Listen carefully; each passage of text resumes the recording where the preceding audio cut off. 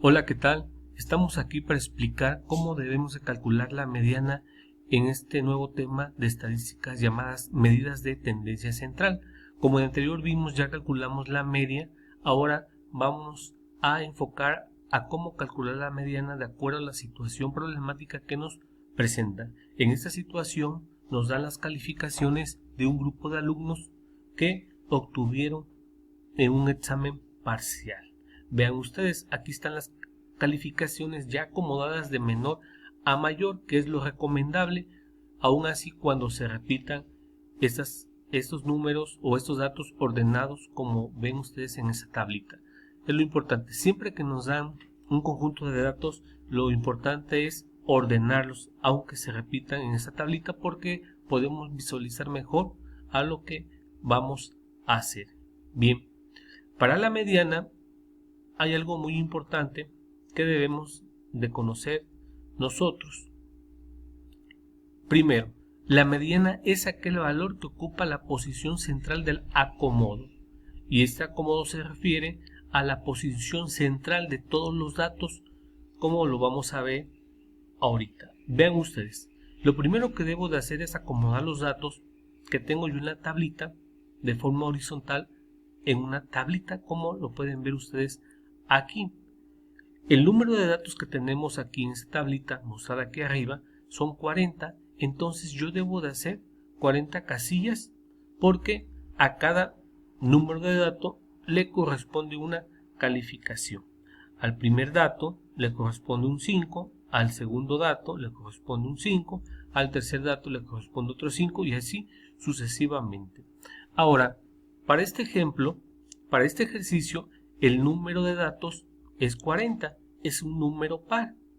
Quiere decir que la mediana la voy a encontrar justamente en medio de ese número de datos. Van a decir ustedes, bueno, la mitad de 40 es 20, bueno, pero vamos a tener 20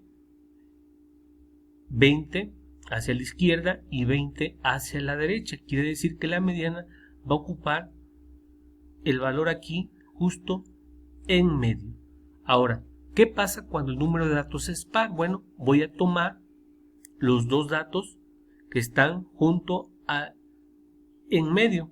Si en este caso de aquí para acá son 20 y de aquí para acá son otros 20, entonces voy a tomar los dos datos que están en medio, no solo uno, sino los dos, como lo dice la fórmula que está aquí abajo, ¿sí?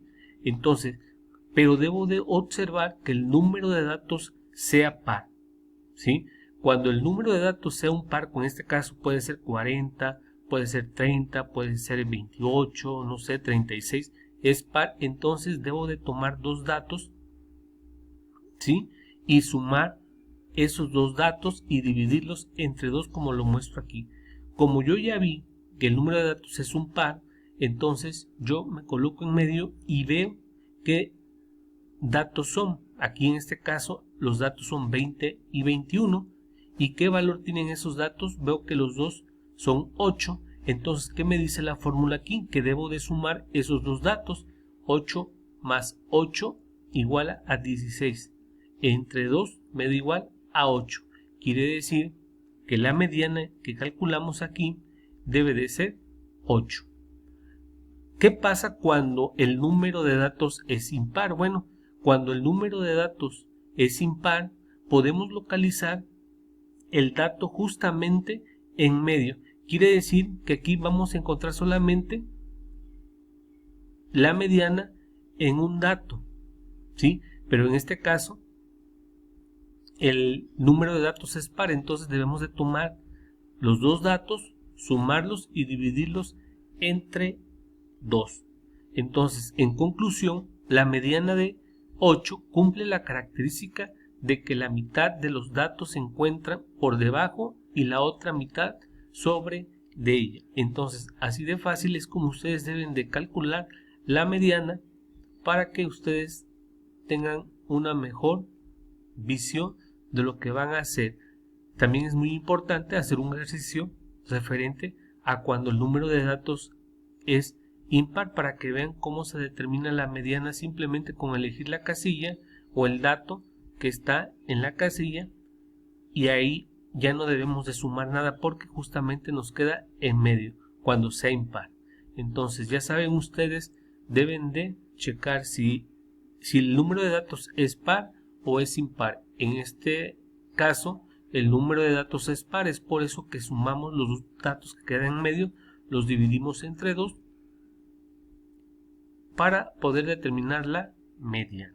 Entonces ya con esto esperemos que ustedes los ejercicios que hagan posteriormente pues los realicen sin ninguna dificultad.